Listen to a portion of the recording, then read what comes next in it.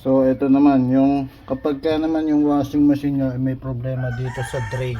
Ayan, yung drain na to. Ayan, drain. Ito yan. Kapag ka inangat yan, maangat yan, oh. Angat baba, angat baba. Dito yan. Ito yung drain. Nakaangat pala yun, nakaangat. Ayan. Kapag ganyan, nakababa yan. Pagka ginanon mo, aangat. So ito. So yan, nakababa. I-drain ko, aangat. Ibig sabihin, aangat yung valve. Ayun. So medyo mahigpit yan. Kailangan mo gamitan ng, so make sure na hindi nakasaksak yan, ha, kasi may mga kalapit na wire. So for safety, no. So ito, natanggal ko na. Tingnan natin. Ayan, may spring para magbalik-balik. Tapos ayan, madumi. So make sure mo lang, linisin mo lang yan, kasi nga continuous pa rin yung tagas niya kapag ka bumabalik siya, no, kasi medyo madumi na, no.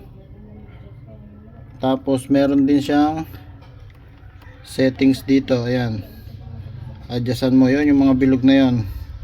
Ilipat mo yung kawit kung saan mo gusto ilipat. Saan nga ba, check natin. Pero linisan muna natin, brush muna natin, oh.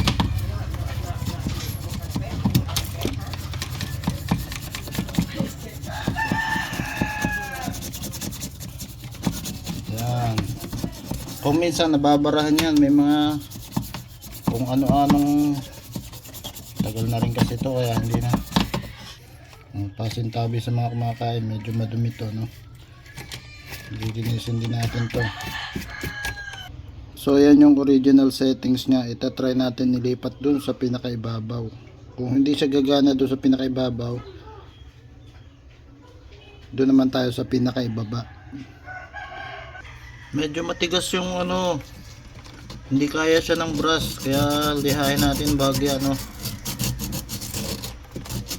nanigas na.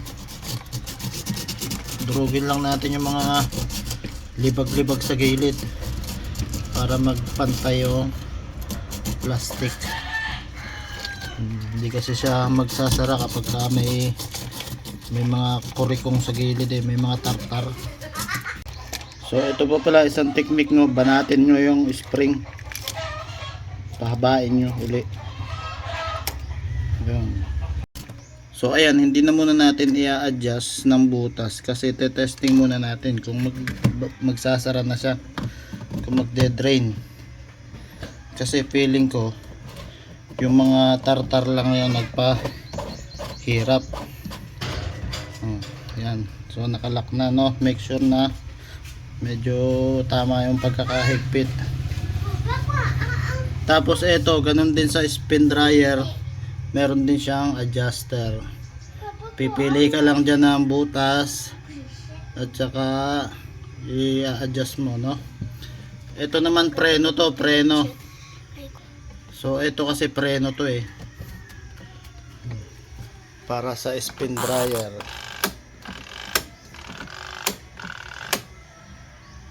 So once na nakapreno yan, hindi iikot yung spin dryer mo.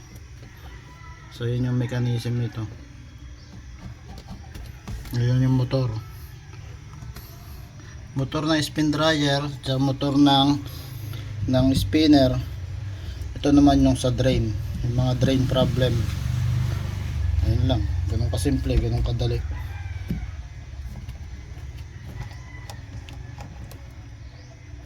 Kapag umangat, release ang tubig. Kapag bumalik, ayan, magsasara. So ganun kasimple, ganun kadali, mga ka-repair.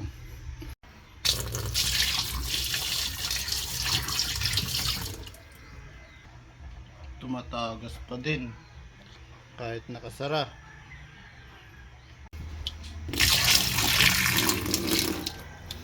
So ayan, nag-stay na yung tubig, hindi na nagde-drain. Meron man siyang tagas pero minimal na lang. Konti na lang oh. Wala na oh. Yan na lang. Patak-patak na lang. Wala na nga eh. So syempre, kung habang nagwawasig, itataas mo naman yun. Hindi na siya magde-drain. Wala naman. Minimal na. Meron man siya. Wala na oh.